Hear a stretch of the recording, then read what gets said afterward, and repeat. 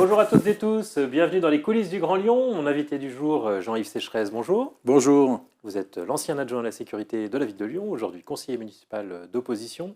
Alors, vous avez suivi la semaine dernière la livraison de l'audit de la télésurveillance par les écologistes, qu'on attendait depuis le début de mandat. Est-ce qu'il vous a appris quelque chose?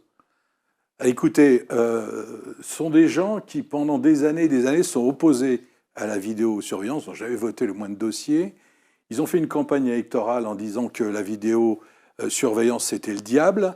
Pendant 3 ans, comme vous venez de le dire, ils n'ont rien fait, mais alors rien fait.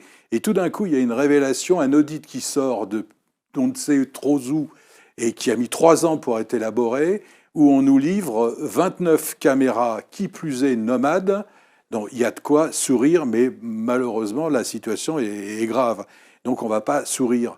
Et donc c'est quand même une posture plastique qui est désespérante quand il s'agit d'une grande ville comme la ville de Lyon. Ce qu'il constate, c'est que le dispositif lyonnais est plutôt efficace, plutôt bien proportionné. Il rajoute effectivement un certain nombre de caméras pour pouvoir le déployer dans les arrondissements où elle n'est pas actuellement. Marquez, ils n'ont rien inventé, puisque nous-mêmes, nous avions proposé 30 à 50 caméras, c'est-à-dire rien ne sert de multiplier les caméras. Ce qu'il faut, c'est multiplier les yeux qui regardent les images. Or, nous avions proposé de doubler le nombre d'opérateurs, justement, pour regarder les images. Ça ne sert à rien d'avoir 300, 400, 500, 600 images dans la même seconde si on n'a pas suffisamment de gens pour d'abord suivre les points les plus forts. Par exemple, à Lyon, les gens comprendraient bien, dans le secteur de la gare de la Part-Dieu, l'hôtel de ville, enfin bref, il y a un certain nombre de secteurs qui doivent être regardés en permanence. Et ensuite, en fonction des éléments qui nous sont fournis par la police nationale, faire en sorte que ces opérateurs regardent d'autres images.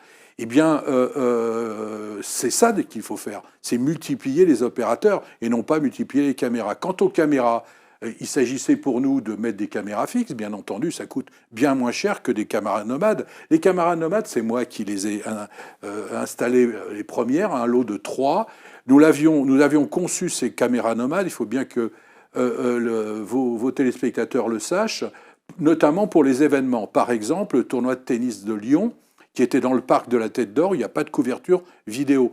Donc l'intérêt des caméras nomades, et pour les événements en général, c'est de pouvoir être installé pendant 3 jours, 8 jours, 10 jours, et puis ensuite on l'enlève, puisqu'on n'a pas nécessairement besoin de caméras toujours au même endroit. Eux, ce qu'ils développent, c'est de poser les caméras nomades pour expérimenter des lieux, voir si effectivement c'est utile avant de déposer des caméras fixes. Les lieux, on les connaît. Le problème, c'est qu'avec les caméras nomades, j'ai utilisé longtemps cet argument, bien entendu, c'est aussi de les installer pour vérifier si ce que dit la police ou ce que disent les riverains est une réalité. Je dois dire que parfois ce n'est pas une réalité, tant quand ça provient de la police que quand ça provient de riverains. Parfois, effectivement, la caméra nomade, qui coûte plus cher et qui, par ailleurs, n'est pas nécessairement mieux sécurisée qu'une caméra fixe. Ça passe par Internet, il faut y faire extrêmement attention à ça.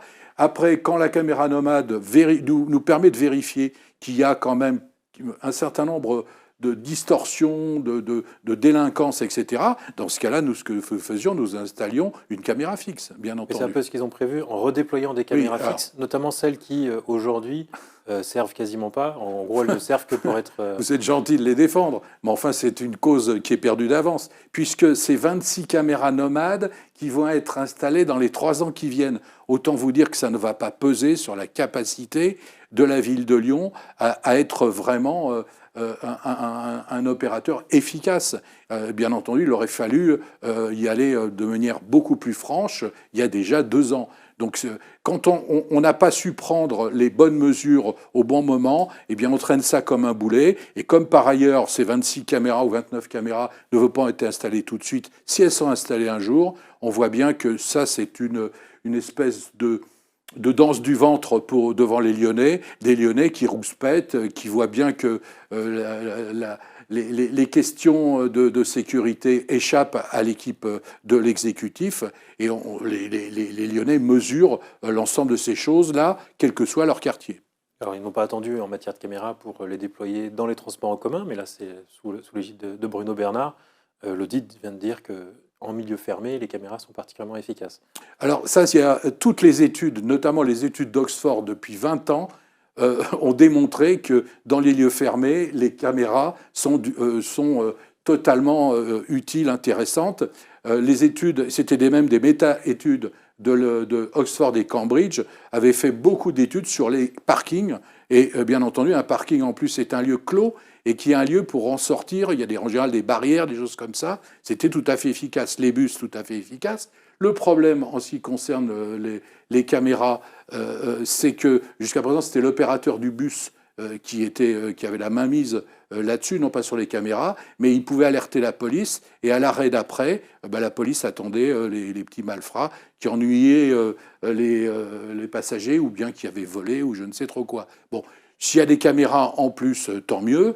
Je ne vais pas m'en plaindre. Le vrai problème pour les transports en commun, je vais vous le dire, c'est le fait que l'État, et ça concerne autant Marseille que Lille, que Lyon, que Toulouse ou Bordeaux, le fait qu'il n'y ait pas de brigade ad hoc dans les transports en commun lyonnais, alors que l'ensemble des contribuables français payent les brigades qui sont mises à la disposition de la RATP. Donc il y a encore une injustice entre Paris et la province. Moi, je plaide pour que l'État aide les métropoles où il y a des réseaux importants, pas seulement Lyon, soyons clairs, à mettre en place des brigades efficaces comme il peut y en avoir à Paris. Du côté de la préfecture, on se plaint de ne pas avoir un accès direct aux caméras. C'est un accès que vous aviez refusé aussi à votre époque. Est-ce qu'ils ont raison de ne pas céder là-dessus, de continuer à donner les informations quand ils en ont à la préfecture, évidemment, écoutez, mais pas de céder le pilotage? Moi, la situation, c'était celle-là quand je suis arrivé. Il y avait toujours un policier ou une policière municipale dans la salle de la plus stratégique de la police et débloquer les images quand il le fallait. En ce qui concerne les pompiers, c'était beaucoup plus rapide, puisque c'est moi qui avais fait en sorte que l'on puisse signer une convention avec les pompiers l'ayant très peu utilisé, mais ça peut arriver 2 fois dans la semaine si jamais ils en ont besoin. Donc les pompiers, c'est un peu différent.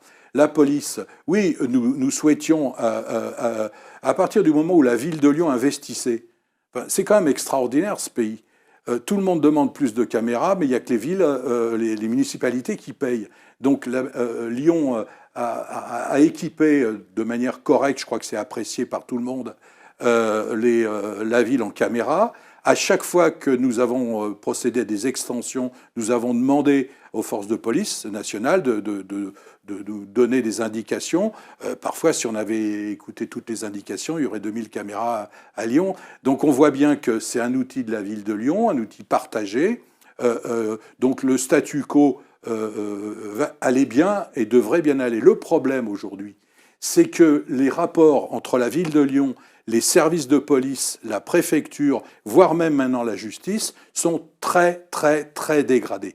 C'est ça le problème. Et donc le partenariat que nous avons mis en place tout au long des années sur 2 mandats et demi est en train d'être une peau de chagrin. Et donc là, il y a un vrai problème. Enquêtez, vous verrez que les policiers, par exemple, comme les services de la préfecture, sont pratiquement en rupture avec la ville de Lyon. Et il faut bien comprendre que quand on a un maire et quand on a un exécutif qui joue pas le jeu, qui n'est pas à la hauteur, tout le monde sait que la ville n'est pas bien tenue. Tout le monde le sait. Le préfet, le préfet a fait des efforts, vous vous en souvenez, en début de mandat. Il a apporté d'abord de l'appui politique, mais aussi des forces de police, comme on en a, nous, jamais eu.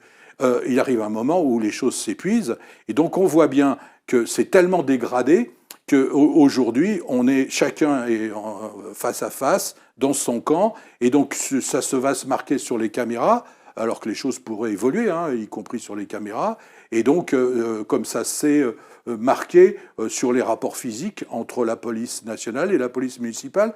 Une police municipale qui, je dois le dire, et on comprend la rancœur de la police nationale, n'est missionnée sur plus grand-chose.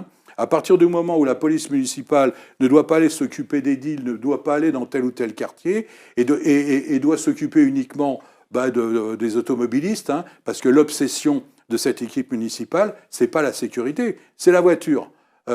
Tout est fait pour qu'on bloque la voiture. On le voit du point de vue des programmes urbains. On le voit du point de vue du stationnement. Il est très difficile de stationner dans le centre-ville et les commerçants sont en train de souffrir énormément. Il n'y a pas que seulement la conjoncture économique. Et on voit bien aussi que la voiture, c'est un petit peu le diable. On ne fait pas une politique pour une grande ville comme Lyon en montrant du doigt le diable. Un dernier mot sur les vidéosurveillance, on dira un mot des voitures ensuite, mais vidéosurveillance, Laurent Wauquiez à la région a proposé 1 million d'euros pour équiper la ville. Ils ont refusé. Pour vous, ils ont bien fait de refuser ce geste trop politique? Écoutez, jusqu'à présent, c'était l'État, par l'intermédiaire de fonds particuliers, qui aidait les collectivités locales dans une proportion que j'aurais estimée insuffisante. Mais c'est toujours comme ça, les municipalités à l'égard de l'État. Donc c'était l'État qui aidait les municipalités à s'équiper, les petites comme les grandes, etc. Là, Laurent Wauquiez, tout d'un coup, on voit pourquoi. Il est très calculateur, lui, Laurent Wauquiez. Donc à chaque fois qu'il peut mettre un coin, bien entendu, il le met. Bon, il a proposé ça. Par ailleurs, il a mis en place, je crois, aussi des brigades dans les transports en commun, les TER, ce qui est une bonne chose, à mon avis. En ce qui concerne aider à l'équipement de la ville de Lyon, franchement, je ne vois pas comment il aurait pu s'offrir 20 caméras nomades. Bon, enfin, c'est plutôt un coup politique. Mais enfin, quand il y a des cadeaux, moi, je suis pour qu'on prenne toujours les cadeaux. Et parlons cadeau de début d'année, c'est votre livre. On sait que votre passion, en dehors de la politique, c'est le rock. Vous venez de sortir Pop, un abécédaire politique musique. La surprise dans ce livre, c'est que les rockers sont en réalité très conservateurs.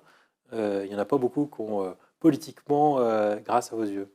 Ben, écoutez, c'est peut-être aussi tordre le cou à une légende, à des rumeurs, comme quoi le rock serait intrinsèquement, depuis ses origines, progressiste. Je pense que ce n'est pas vrai. Il suffit de voir Elvis Presley, comment il a terminé. On sait bien qu'Elvis Presley n'a jamais été un acteur important des mouvements progressistes. Il n'a jamais bougé le petit doigt dans les luttes contre l'apartheid, contre la ségrégation raciale, contre la guerre du Vietnam. Au contraire, il a passé son temps à collecter des badges des polices locales américaines et à dénoncer les Beatles comme porteurs des idées les plus nauséabondes. Donc le rock n'a jamais été... Pour moi, Elvis Presley n'était pas raciste dans le milieu dans lequel il était, et puis il a été... un amateur de musique afro-américaine. Oui, mais vous lirez naturellement ce que j'en dis. On ne peut pas dire qu'il ait fait beaucoup la promotion des gens dont il a adapté les compositions. D'ailleurs, ils s'en sont plaints toute leur vie. Ils n'ont jamais rien touché à peu près de leur production. Non, ce que je veux dire par là, c'est qu'il va y avoir de temps en temps, au moment un peu de la guerre du Vietnam, au moment de post-hippie. Mais enfin, le mouvement hippie, c'est quand même tout sauf politique. Hein. Il faut voir que le rock est plus dominé par la drogue que par les réflexions politiques. Par ailleurs, je pense que le rock a été, disons, au médiaton de la vie politique américaine, c'est-à-dire ce sont les élections.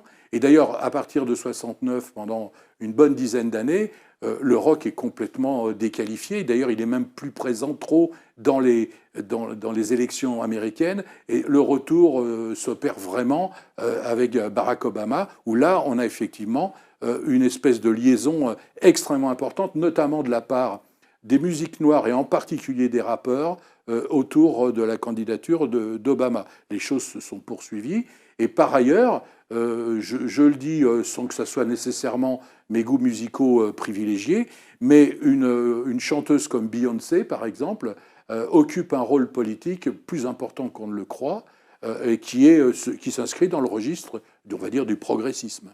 Alors vous ne traitez pas dans ce livre du rock français, celui dans le petit bulletin que vous trouvez qu'il n'y avait pas grand-chose à sauver politiquement dans le rock français. Non, je ne suis pas sauveteur, maître nageur sauveteur.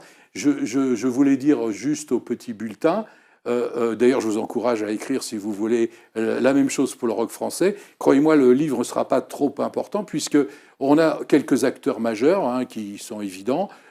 Parmi, on va dire, les groupes, je pense que quelles que soient les orientations, le problème n'est pas là. Il y a Trust et Noir Désir qui sont deux groupes extrêmement importants pour qui s'intéressent à cette question-là. Et puis on a Bernard Lavilliers, probablement. Il y a aussi probablement une dizaine ou une douzaine. Vous le comptez dans les rockers, Bernard Lavilliers ? Oui, bien sûr, oui. C'est pas parce qu'on fait amender de la salsa ou autre qu'on n'a pas. Je crois qu'il a un vrai esprit rock, beaucoup plus que certains chanteurs qui se sont auto-baptisés chanteurs de rock. Et donc je vise personne, ni un mort, ni un vivant. Et quand vous étiez, vous, adjoint à la sécurité, c'est quel concert que vous alliez voir? Je veux voir tous les concerts. J'ai vu, il y a 8 jours, Morrissey à la salle 3000, et j'ai vu Aldous Harding à l'épicerie moderne il y a 3 ou 4 jours. 2 très bons concerts. Moi, quand il y a de bons concerts, je suis heureux. On peut cohabiter adjoint à la sécurité et passionné de rock'n'roll? Oui, tout à fait. D'ailleurs, c'est moi qui ai poussé pour qu'on puisse, que Hubert Mounier puisse avoir une place à Lyon. Elle est située devant le marché-gare. J'aurais aimé que la majorité ait l'élégance de m'inviter pour l'inauguration. Je pense qu'il faut faire des efforts pour qu'on donne aussi à Rachita, qui est un chanteur qui est né à Vénissieux, enfin qui a vécu longtemps à Vénissieux, carte de séjour, vous connaissez l'histoire. C'est un chanteur majeur, un musicien majeur. Je pense qu'on devrait pouvoir lui offrir le nom d'une salle ou d'un lieu, enfin peu importe. Moi, je pense qu'il faut qu'on honore nos rockers, hein, bien entendu. J'ai nommé une rue Aretha Franklin. Je pense qu'il faudrait faire la même chose pour Nina Simone. Voilà, je pense qu'il faut honorer nos écrivains, les écrivains du monde entier, pas seulement les Français, pas seulement les Lyonnais, mais aussi les chanteurs, et en particulier, là, il s'agit de chanteuses. Jean-Yves Sécheresse, je vous remercie. Et puis moi, je vous dis à demain pour une nouvelle émission des Coulisses du Grand Lyon.